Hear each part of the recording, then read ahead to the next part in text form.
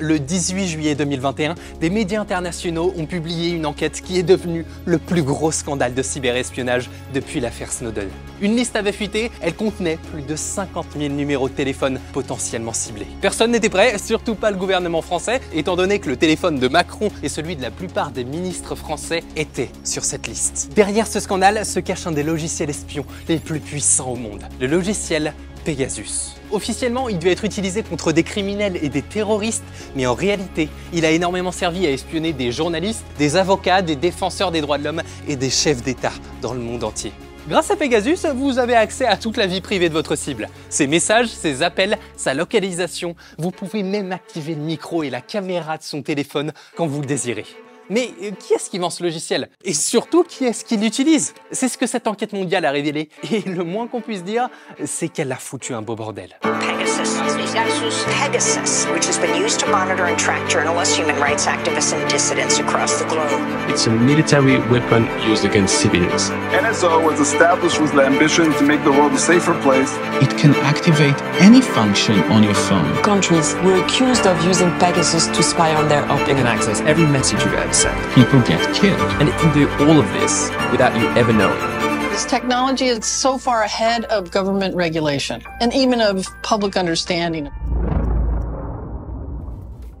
En parlant de cybersécurité, laissez-moi vous parler rapidement de CyberGhost VPN qui sponsorise cette vidéo. Vous connaissez pas CyberGhost VPN? Hello! CyberGhost VPN est un service internet d'anonymisation. Ça permet de cacher sa vraie adresse IP et de crypter ses données. Mais Yvan, pourquoi est-ce que j'utiliserais un VPN? C'est une excellente question, Sébastien. Eh bien, tout simplement parce que c'est l'un des meilleurs moyens de se protéger sur internet. Parce que oui, il y a des hackers et des sites malveillants et encore plus sur les Wi-Fi publics. Ah, les salauds! Mais ça permet aussi de débloquer les catalogues de plus de 40 services de streaming dans le monde, comme Netflix ou Disney+.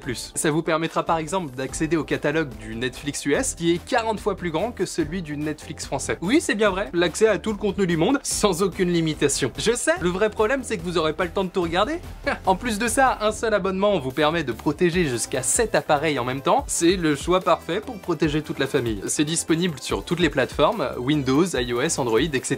Et il y a déjà 38 millions d'utilisateurs dans le monde et une excellente note sur Trustpilot. Avec mon lien en description, vous aurez 83% de réduction sur CyberGhost VPN, soit 2,03 € par mois et 4 mois gratuits. Alors n'hésitez pas à cliquer pour tester ça. Mille merci Yvan, tout fait sens maintenant. Un grand merci à CyberGhost VPN pour le soutien. Et maintenant, retour à la vidéo. L'affaire Pegasus commence par un mystère, celui de l'identité d'un lanceur d'alerte. Il ou elle a transmis une liste de 50 000 numéros de téléphone à des journalistes français. Contrairement à Snowden ou à Assange, cette personne est restée anonyme. Et c'est tant mieux pour elle, parce que c'est ce qui la garde en vie aujourd'hui. Cette source inconnue a donc fourni aux journalistes de Forbidden Stories une liste de 50 000 numéros de téléphone potentiellement ciblés par le logiciel espion Pegasus. Forbidden Stories, c'est un groupe de journalistes français qui poursuit les enquêtes d'autres journalistes qui ont été assassinés ou qui sont menacés.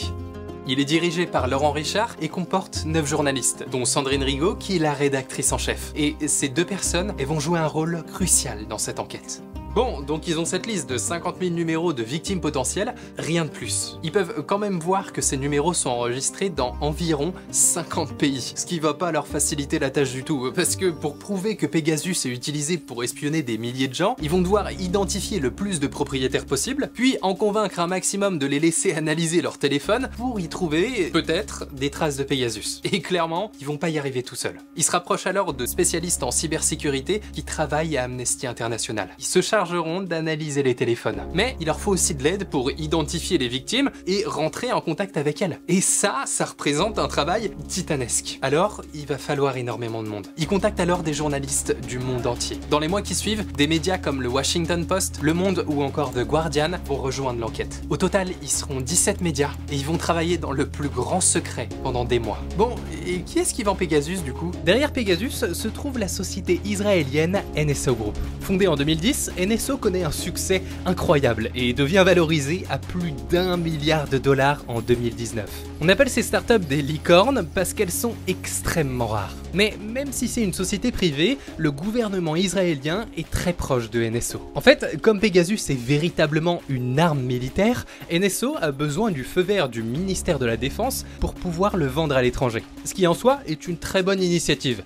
Le seul truc, c'est que le gouvernement va commencer à utiliser Pegasus comme monnaie d'échange dans leurs relations diplomatiques. Et ce, même avec des pays qui sont pas fans des droits de l'homme. Ouais, je sais, c'est pas nouveau, et soyons honnêtes, la France le fait aussi quand elle vend des Rafales au Qatar par exemple. Mais en plus de ça, l'Israël va donner carte blanche à NSO pour développer Pegasus. Et ça ouvre la porte à peu près tous les excès. I decided several years ago to turn Israel into one of the 5 cyber powers of the world. In order for the companies to develop, they need to make, what do they need to make? Money. They need to make money. Now, the easiest way to make sure that they don't make money is one, high taxes, right? What's the other one? Regulations. We have a problem with regulations. So the policy we have is keep taxes low and keep regulations low. There is no industry more susceptible and more inviting of regulations than cybersecurity. It's like weapons. It is a weapon.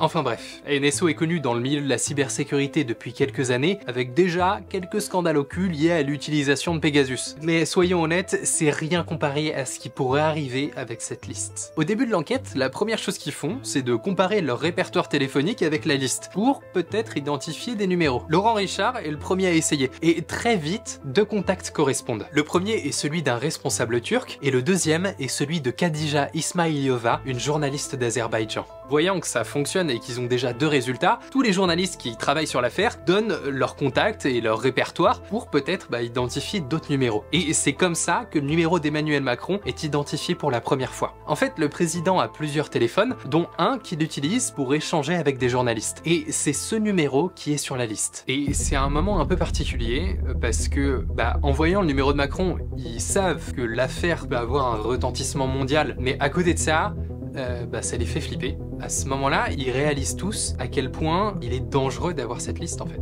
Alors, ils vont devoir être le plus discret possible. Ils avaient déjà décidé de ne parler de cette enquête à personne, même pas à leur famille. Ce qui en soi est plutôt courant dans ce genre d'investigation. Mais en plus de ça, dès qu'ils discutent de l'enquête à voix haute, ils mettent leur téléphone et leur ordinateur dans une autre pièce, au cas où ils seraient infectés par Pegasus.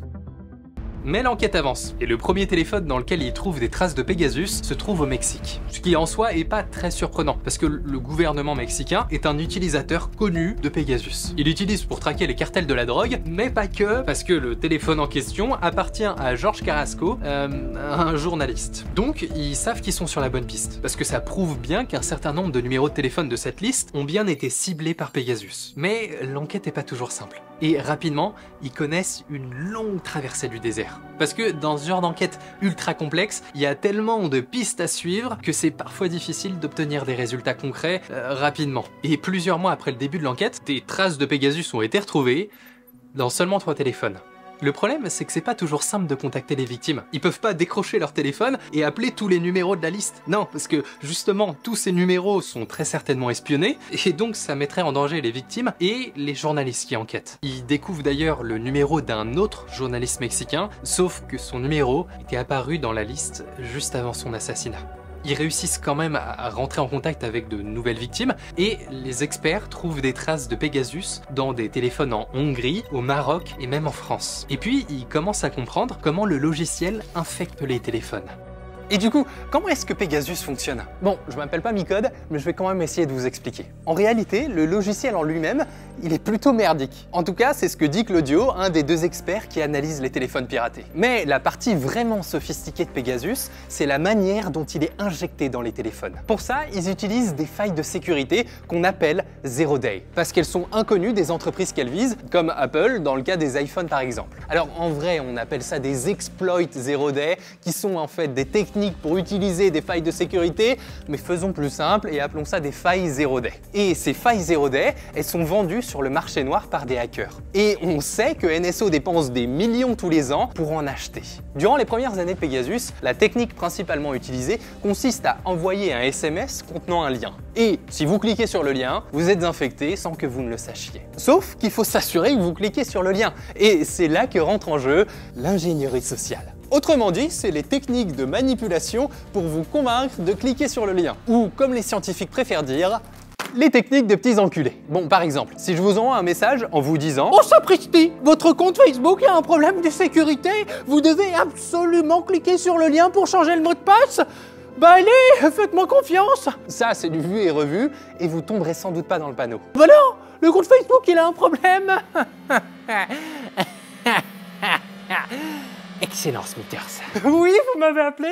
Par contre, si j'enquête sur vous pendant des semaines pour connaître le nom de votre petit ami ou de vos enfants, mais aussi vos centres d'intérêt, vos peurs et vos faiblesses, puis que je vous envoie des messages personnalisés dans le simple but de vous faire cliquer sur un lien, là, je commence à devenir un petit enculé. Et c'est exactement ce qui est arrivé à la journaliste Carmen Aristegui. Elle a reçu des dizaines de messages se faisant passer pour ses collègues ou encore sa banquière, mais c'est pas tout parce que ses collègues et son fils de 16 ans ont eux aussi reçu des messages, dans le simple but de pouvoir espionner Carmen par le biais de son entourage. Mais avec le temps, NSO développe les techniques zéro clic, autrement appelées par les spécialistes, les techniques de gros enculés. Une technique zéro clic, c'est tout simplement une façon de vous hacker sans que vous ne cliquiez sur quoi que ce soit. Je rentre juste votre numéro de téléphone dans le logiciel, j'appuie sur entrée et paf, vous êtes infecté. Et paf, piraté comme ça, il n'a pas vu venir.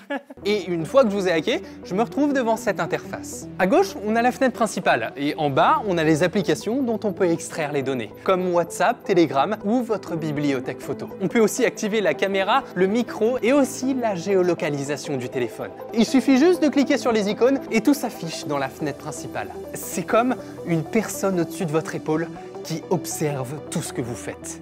Pendant ce temps-là, à Paris, l'enquête continue. Et le moins qu'on puisse dire, c'est qu'elle avance bien. Ils retrouvent des traces de Pegasus dans de plus en plus de téléphones et les numéros de plusieurs ministres français sont découverts dans la liste. Ainsi que celui de centaines de hauts responsables venant de 34 pays. Le président de la Pologne, le roi du Maroc ou encore les premiers ministres de l'Algérie, de la Belgique et du Pakistan sont sur la liste. Mais ça, c'est pas un scoop. Enfin, je veux dire, des politiciens et des responsables de gouvernement qui sont espionnés, ça a toujours existé. Par contre, le fait de cibler spécifiquement certains civils, ça c'est assez nouveau. Surtout que, rappelons-le, Pegasus est considéré comme une arme militaire. En théorie, il est censé être utilisé contre des terroristes et des criminels, mais en réalité, l'enquête montre que dans la liste des 50 000 numéros, il y a des avocats, des hommes d'affaires, mais aussi beaucoup de défenseurs des droits de l'homme et surtout énormément de journalistes. Hacker le téléphone d'un journaliste, ça permet de connaître ses sujets d'enquête, mais aussi l'identité de tous ces informateurs pour pouvoir les arrêter si on en a envie, mais ça permet aussi de faire pression sur lui en diffusant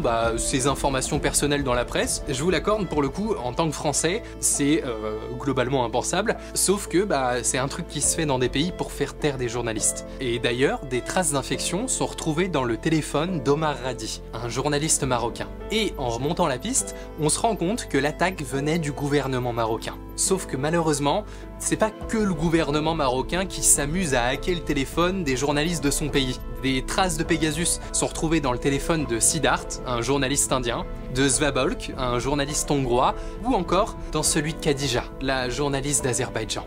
Ouais, l'Azerbaïdjan, comment dire, c'est vrai que comme ça sonne pas vraiment dictature. Voilà, ça sonne pas vraiment dictature comme ça. Mais détrompez-vous, parce qu'il y a un classement tous les ans qui évalue le niveau de liberté dans les pays du monde entier. Ça s'appelle Freedom in the World, et l'Azerbaïdjan est pas vraiment dans le haut du classement. Non, même si, et ça on peut pas leur enlever, hein, ils sont un petit peu mieux notés que la Corée du Nord. Donc des journalistes comme Khadija qui ont l'audace de critiquer le pouvoir, autant vous dire qu'ils sont souvent foutus en tôle ou, à minima, espionnés avec Pegasus. Him too. Yeah, I know. They watch pro-government journalists too?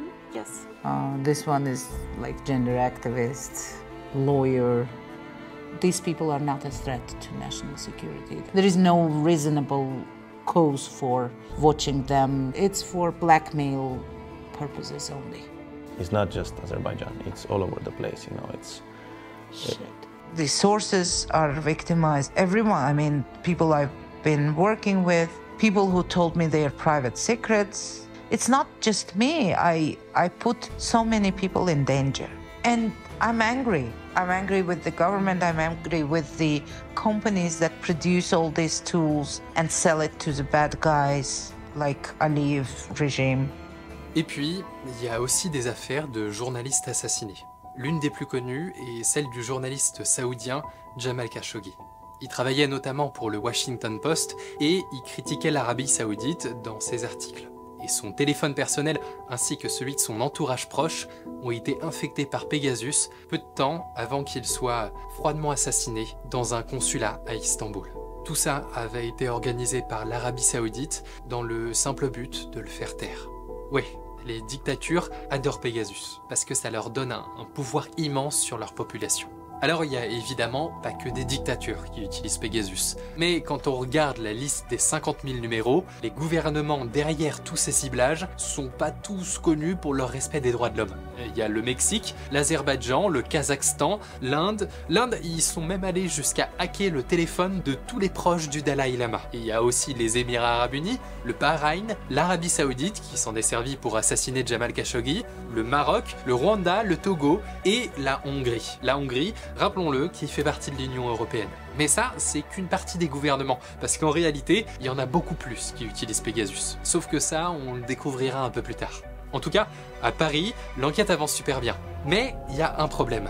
Les attaques de Pegasus sont de plus en plus sophistiquées et difficiles à détecter. Les ingénieurs de NSO ont sans doute remarqué que quelqu'un analysait tous les téléphones, alors ils font tout pour effacer leurs traces. Il faut donc avancer le plus vite possible. La date de publication de l'enquête est choisie, ça sera mi-juillet. Donc il leur reste très peu de temps. Alors ils travaillent sans relâche. Ils identifient toujours plus de victimes et ils analysent toujours plus de téléphones. À ce moment-là, il y a d'ailleurs le cas assez ouf de Karine Kanimba, qui est une militante des droits de l'homme au Rwanda. Et l'analyse de son téléphone prouve bien qu'il a été infecté par Pegasus. Mais ce qui est fou, c'est qu'il y avait des traces d'espionnage pile au moment où son téléphone était en train d'être analysé. Une semaine avant la publication, des journalistes du Monde envoient un message sur le numéro de téléphone de Macron, en expliquant qu'il avait été la cible d'un logiciel espion. Et quelques heures plus tard, ils sont convoqués à l'Élysée. Assez rapidement, les experts de l'État vont confirmer qu'il y a bien eu des tentatives d'infection ou des infections dans certains cas sur les téléphones de certains ministres et sur les téléphones d'un certain nombre de très hauts fonctionnaires français. Le résultat des analyses du téléphone du président de la République est classé secret défense et on n'y aura vraisemblablement jamais accès. Ça y est, on est le 18 juillet 2021. À Paris, il fait beau. L'actualité est plutôt calme, mais dans les rédactions des 17 médias, tout le monde est stressé. Certains ont peur des répercussions de l'affaire. Ça pourrait être dangereux pour eux. Ils sont sur le point de lâcher une bombe dans la diplomatie mondiale. Ok, pause. Du coup, qu'est-ce qu'elle a prouvé cette enquête? Sur les 50 000 numéros, les propriétaires de plus de 1000 d'entre eux ont été identifiés de manière indépendante. Dans ces 1000 numéros, on retrouve 188 journalistes, 85 militants des droits de l'homme, 65 chefs d'entreprise et 600 hauts responsables dans les gouvernements du monde entier. Sur les 50 000 numéros, 15 000 sont mexicains. Ouais, le Mexique est le plus gros utilisateur de Pegasus. Et en deuxième position vient le gouvernement marocain, qui a sélectionné plus de 10 000 de ces numéros, dont environ 1000 en France. C'est d'ailleurs les renseignements marocains qui ont ciblé les téléphones des ministres français et celui d'Emmanuel Macron. Et ils ont aussi ciblé de nombreux journalistes et avocats français. Il est 17h59. Des mois d'enquête pour enfin arriver à ce jour. Il était temps de dévoiler le projet Pegasus au monde entier. Dans une minute, les 17 médias publieront leur enquête. Dans une minute, tous ces secrets seront dévoilés. Parce qu'une presse critique, indépendante et investigatrice est l'un des piliers de toute démocratie et qu'il n'y a aucun substitut à cela. Pegasus. Pegasus. Pegasus. Pegasus. Pegasus. Pegasus. 50,000 phone numbers. La Hongrie, l'Azerbaïdjan, le Kazakhstan, le Mexico. Du président de la République. Emmanuel Macron tient un conseil de défense exceptionnel en ce moment. Le Maroc aurait donc utilisé à des fins d'espionnage. Teachers, journalists, judges, activists and politicians. C'est le logiciel le plus sophistiqué qui existe. They don't make vaccines, the only thing they sell is the virus. NSO a nié en bloc toutes les accusations.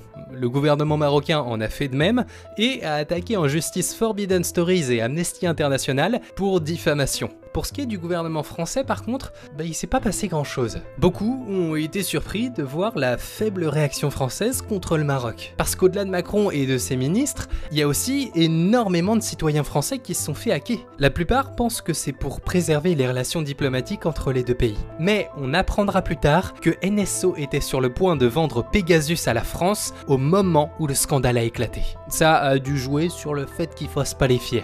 Pour ce qui est de la réaction française face au gouvernement israélien, la France exigera que les numéros en +33 soient exclus du logiciel Pegasus. L'Israël promettra alors que les numéros français ne pourront plus être ciblés. L'Union européenne, quant à elle, a ouvert une commission d'enquête qui dévoilera que 14 États membres de l'Union européenne avaient déjà acheté Pegasus. C'est le cas de la Pologne qui l'utilise pour surveiller l'opposition politique. En Hongrie, on s'en sert pour détruire la liberté de la presse. Et en Espagne, des enquêtes prouveront qu'au moins 65 Espagnols ont été hackés par leur gouvernement. Des politiciens, des journalistes ou encore des avocats. La plupart étaient liés au mouvement indépendantiste catalan. Bon, il est quand même important de préciser que les 14 pays de l'Union européenne n'utilisent pas tous Pegasus à des fins malveillantes. Et espérons-le, ça aurait aussi été le cas pour la France si elle l'avait acheté. Parce que Pegasus reste, quoi qu'il arrive, un outil très intéressant dans la lutte anticriminelle et antiterroriste.